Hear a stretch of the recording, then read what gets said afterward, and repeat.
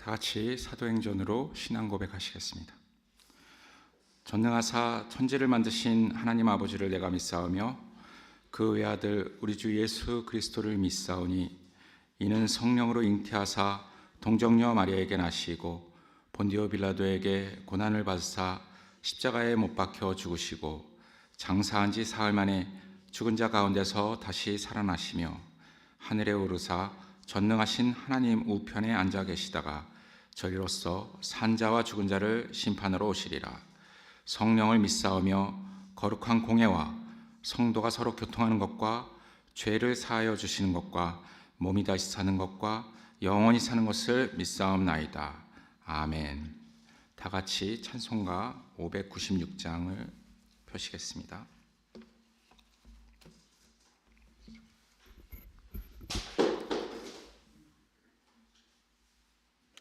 596장.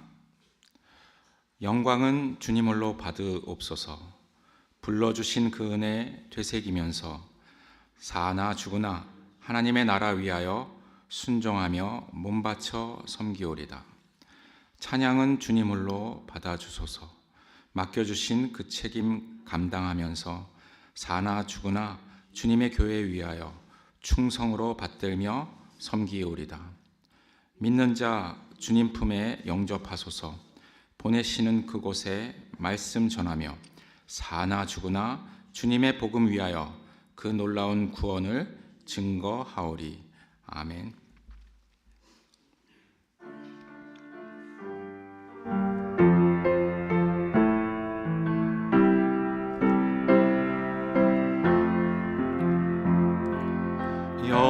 영광은 주님 홀로 받으옵소서.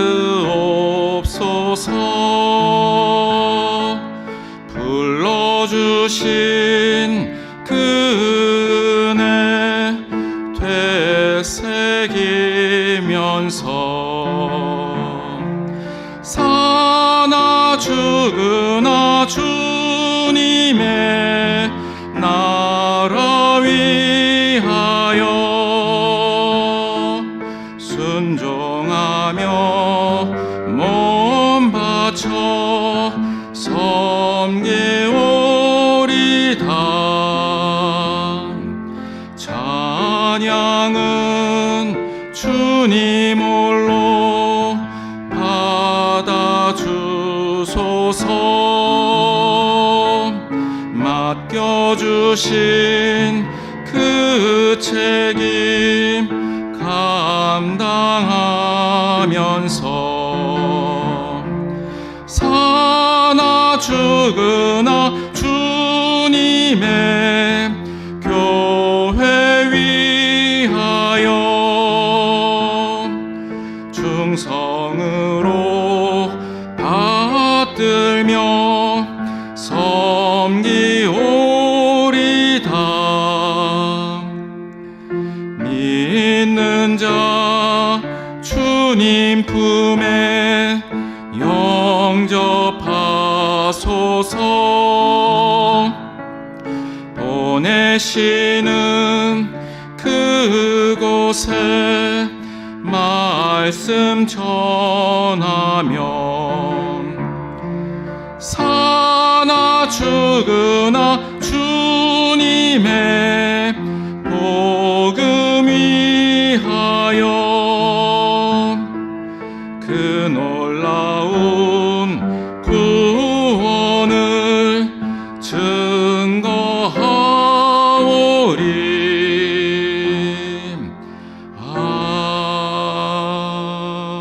아멘. 아멘.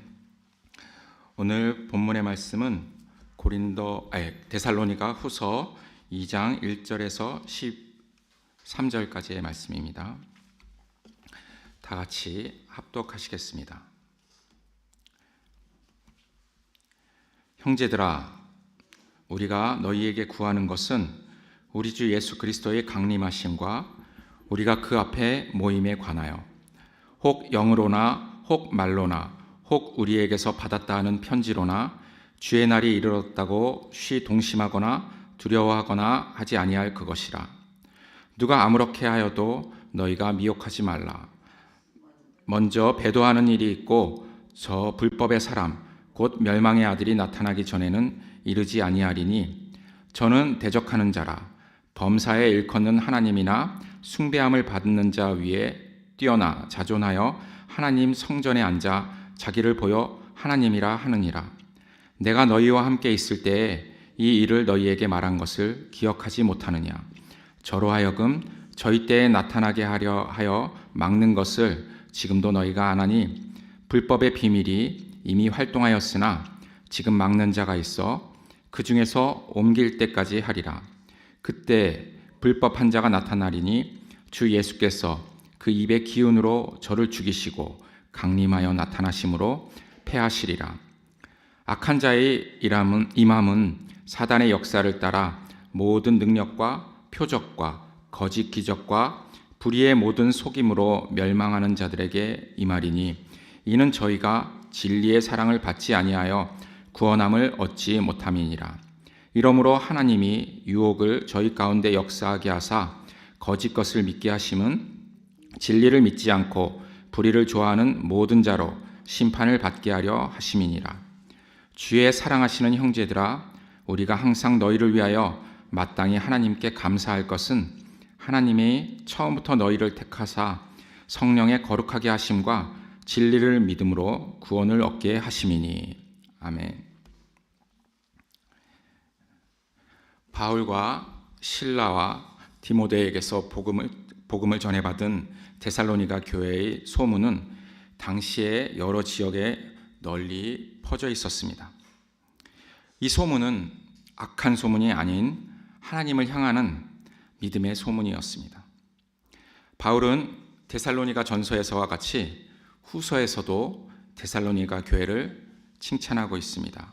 또한 하나님께 감사하고 있는데 데살로니가 교회의 믿음이 더욱 자라고 서로 사랑함이 풍성하기 때문이라고 말씀하고 있습니다.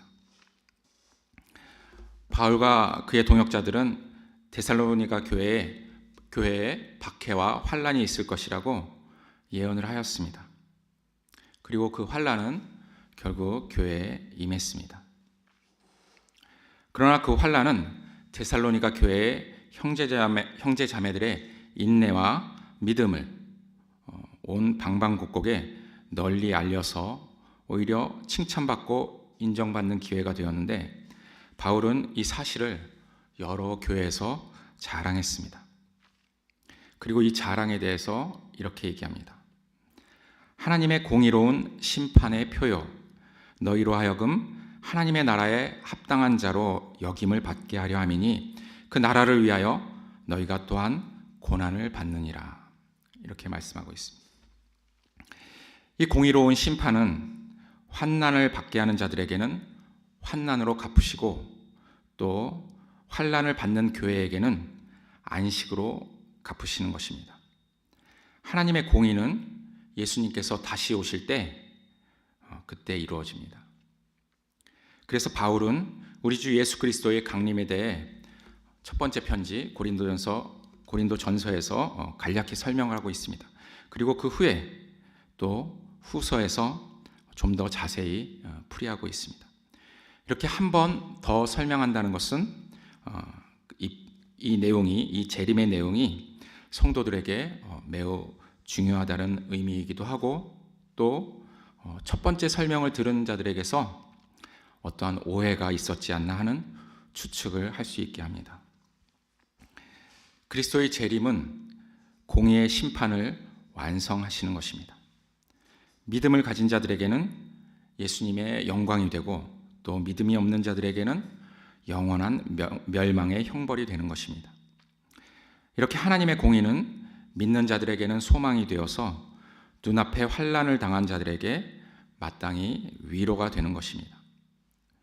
그런데 이 심판의 날, 곧 주의 날에 대해 여러 미혹하는 말들이 있었던 것 같습니다.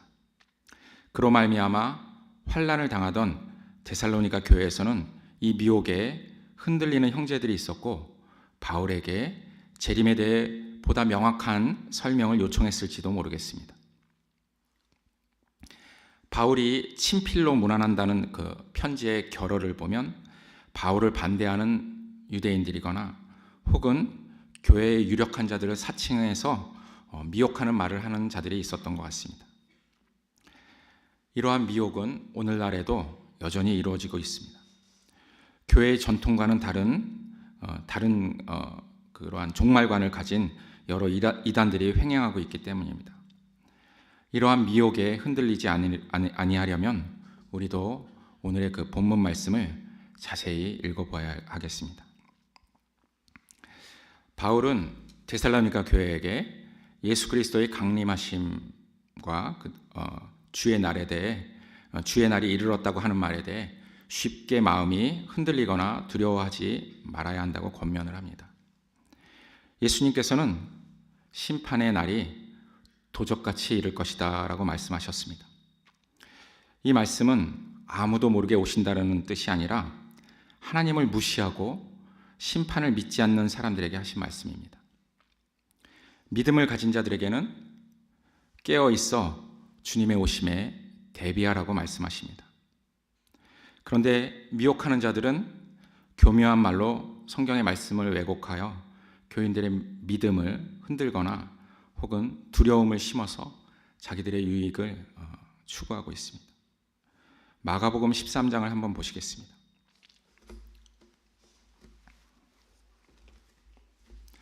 마가복음 13장은 예수님께서 위의 말씀에 대해서 오늘 본문 말씀과 관련 있게 자세하게 말씀하시고 있습니다. 마가복음 13장 5절에서 8절까지 한번 같이 읽어보시겠습니다. 5절에서 8절입니다. 예수께서 이르시되 너희가 사람의 미혹을 받지 않도록 주의하라. 많은 사람이 내 이름으로 와서 이르되 내가 그라하여 많은 사람을 미혹하리라. 난리와 난리의 소문을 들을 때에 두려워하지 말라. 이런 일이 있어야 하되 아직 끝은 아니니라. 민족이 민족을 나라가 나라를 대적하여 일어나겠고 곳곳에 지진이 있으며 기근이 있으리니 이는 재난의 시작이니라.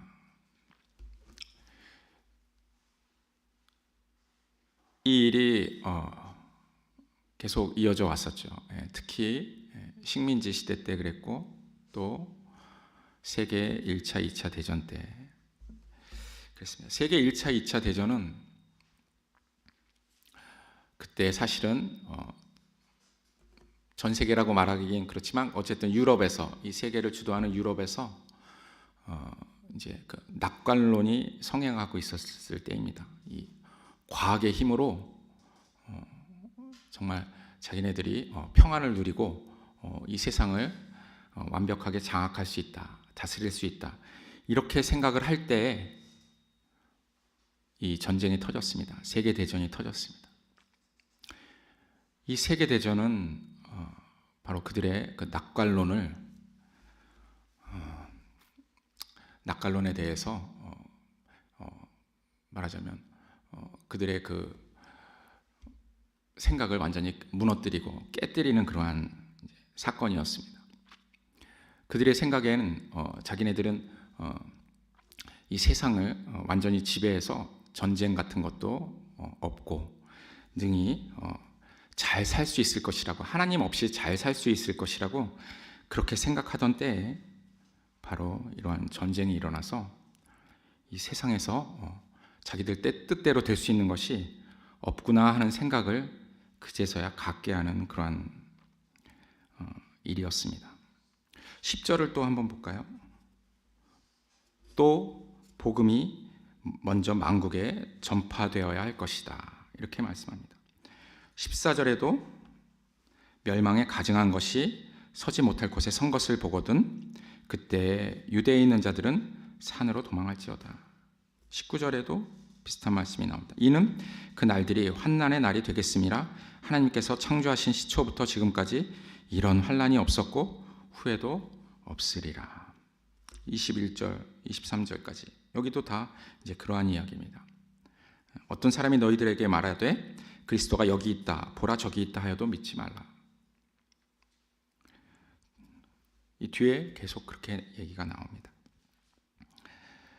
오늘 본문은 마가복음에 조금 전에 읽었던 13장 6절, 14절, 21절, 22절 등의 말씀을 보다 구체적으로 설명하고 있습니다. 그 순서를 간략하게 보면 먼저 배교하는 일이 있습니다. 그리고 불법의 사람, 곧 멸망의 아들이 나타납니다. 아마 이 불법의 아들이 적그리스도를 말하는 것일 것입니다. 적그리스도는 세상에서 자신을 가장 높이고 하나님의 성전에 앉아 자기를 하나님이라고 내세웁니다. 이것이 바로 그가 사탄인 것을 나타냅니다. 이사야서 14장 12절에서 14절에 이러한 내용이 나옵니다.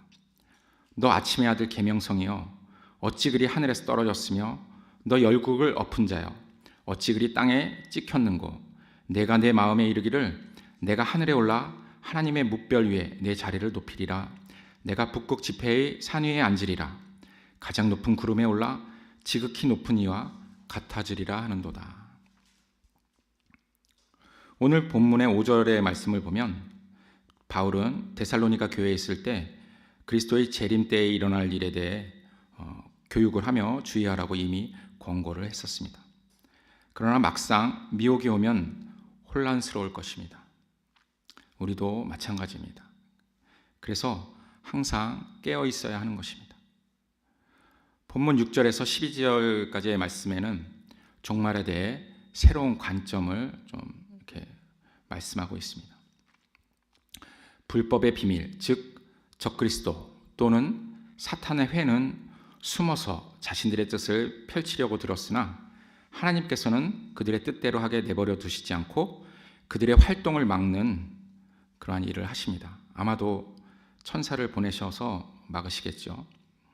이 불법이 스스로를 나타내려 하는 것을 이제 막는 그러한 천사는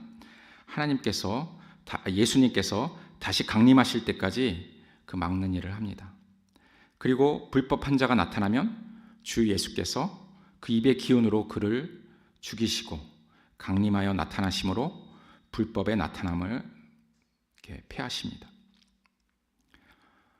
악한 자, 곧 적그리스도가 나타날 때는 사탄의 활동을 따라 모든 능력과 표적과 거짓 기적과 불의의 모든 속임으로 멸망하는 자들에게 나타납니다. 모든 능력, 표적, 기적 이 세 단어는 그리스도를 흉내내는 것입니다. 즉 가짜, 짝퉁이라는 말입니다. 그들이 결코 따라할 수 없는 것이 있는데 그것은 바로 의입니다. 그들은 의 대신에 불의로 그들의 기치를 삼고 사람들을 속이고 미혹합니다. 그러나 그들은 멸망하는 자들에게만 나타날 수 있습니다. 의는 공의와 정의를 말합니다. 십자가에는 정의와 공의가 나타나는데 특히 공의를 아는 것이 중요합니다. 왜냐하면 예수님은 십자가에서 대속물로 드려진 것이기 때문입니다. 대속한다는 것은 죄에 대해 대신 값을 치렀다는 말입니다. 값은 정당하게 치러졌습니다. 저울에 속임 없이 공평하게 치러졌습니다. 아니, 오히려 더 넘치게 치러졌습니다. 그렇기 때문에 히브리서 1장 8절에서 아들에 관하여는 하나님이요 주의 보좌는 영영하며 주의 나라의 규는 공평한 균이다. 이 규, 호를 얘기하는 거죠. 왕이 들고 있는 거. 주께서는 의를 사랑하시고 불법을 미워하셨습니다. 그러나 사탄은 공평하지 않습니다.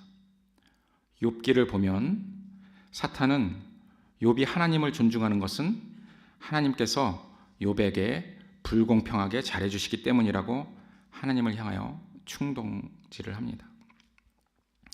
하나님께서는 이에 대항하여 하나님의 의를 드러내시고 또 욥을 그 의로 드높이십니다. 사탄은 뱀의 형상으로 사람을 속여 하나님께 불순종하도록 꾀었습니다. 이 사건은 사탄의 정체성이 불의와 불법과 속임에 있다는 것을 드러내고 있습니다. 이 하나님께서는 여자의 후손이 그 머리를 상하게 할 것이고 또 그 불법에 대해 심판하시고 속임당한 여자에게 산자의 소망을 주십니다. 악한 자의 나타남은 멸망하는 자들에게 있는데 그들이 진리의 사랑을 받지 아니하며 구원함을 받지 못하기 때문입니다. 이게 무슨 말일까요? 진리의 사랑을 받지 않은 자들은 진리의 선택을 받지 못했다는 말일까요? 그렇다면 구원의 확신이 없는 자들에게는 아주 무서운 말이 될 수 있을 것 같습니다.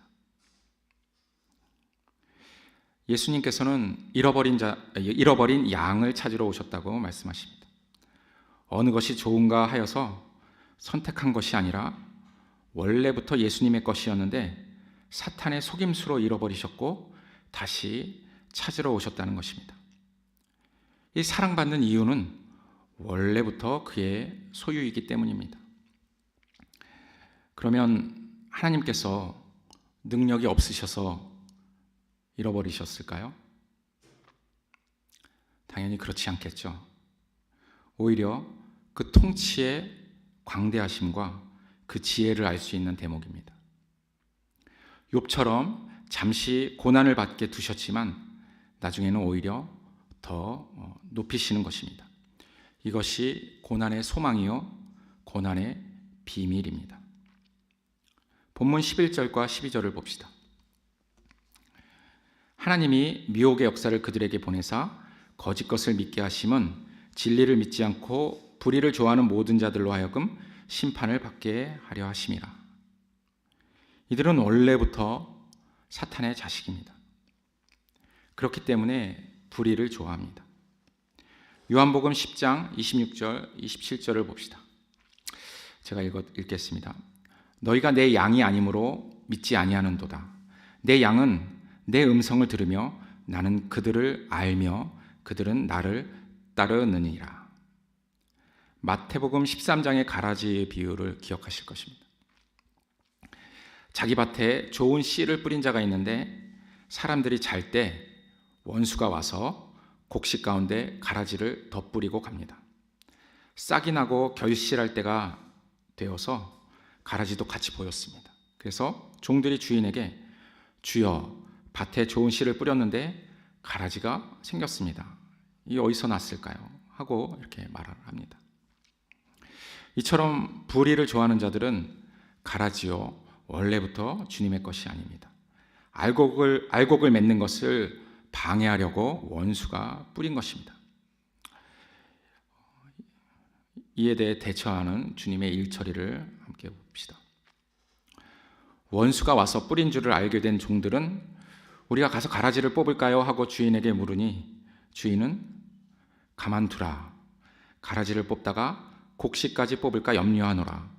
둘 다 추수 때까지 함께 자라게 두라. 추수 때에 내가 추수꾼들에게 말하기를 가라지는 먼저 거두어 불사르게 단으로 묶고 곡식은 모아 내 곡간에 넣으라 하리라고 말씀합니다. 주인이 곡식을 얼마나 아끼는지 알 수 있는 대목입니다. 주님은 능력이 없으셔서 사탄의 활동을 못 막으시는 것이 아닙니다. 오히려 우리를 아끼셔서 사탄의 활동을 잠시간 용납하시는 것입니다. 또한 사탄은 제 마음대로 활동하지도 못합니다. 사탄의 활동을 막는 자가 있기 때문입니다. 우리가 흔히 부처님 손바닥 위에 손오공이라는 말을 씁니다. 이게 딱 그 상황입니다. 사탄은 하나님의 손바닥 위에 있습니다. 사도 바울은 본문 13절에서 우리가 믿고 의지할 하나님의 일하심을 말씀하고 있습니다. 주께서 사랑하시는 형제들아, 우리가 항상 너희에 관하여 마땅히 하나님께 감사할 것은 하나님이 처음부터 너희를 택하사 성령의 거룩하게 하심과 진리를 믿음으로 구원을 받게 하심이니. 우리는 고난 중에서도 예수님께서 다시 오실 소망이 있기 때문에 인내와 믿음으로 견뎌낼 수 있습니다. 만일 고난이 있다면 그것은 우리가 기도함으로 하나님과 더욱 가까워지는 기회가 되고 또 구원을 이루어 믿음 안에서 더욱 굳건해지고 그리고 그리스도에게로 자라가게 되는 그러한 길이 될 것입니다. 만일 구원의 확신이 없다면 고난이 올 때 기뻐하시길 바랍니다. 구원하시는 하나님을 경험하는 그러한 귀한 시간이 될 것이기 때문입니다. 대인과 소인은 어른과 아이를 말합니다. 믿음이 크다는 것은 믿음에 있어서 어른 같다는 것이고, 믿음이 작다는 것은 믿음에 있어서 어린아이 같다는 것입니다. 예수님께서 제자들을 부르실 때 소자야 하고 이렇게 부르셨는데, 이것은 그들의 믿음이 어린아이 같다는 말씀입니다. 왜 제자들에게 그렇게 부르셨을까요? 그들은 그때 예수님과 함께 있었지만 아직 율법적인 사고를 벗어나지 못했습니다. 아직 성령을 받지 못했기 때문입니다. 그래서 그 믿음을 예수님께서는 어린아이 같다라고 말씀하시는 겁니다. 그러나 예수 그리스도의 부활에 이렇게 참여함이 되고 또 성령님을 모신 우리는 주 안에서 장성한 자들입니다. 왜냐하면 율법이 진리가 아니고 예수님이 진리이시기 때문입니다. 예수님은 우리를 복음으로 부르셔서 우리 주 예수 그리스도의 영광을 얻게 하려 하십니다. 그러므로 우리들은 굳건하게 서서 성경의 가르침을 지켜야 할 것입니다. 다 기도하시겠습니다.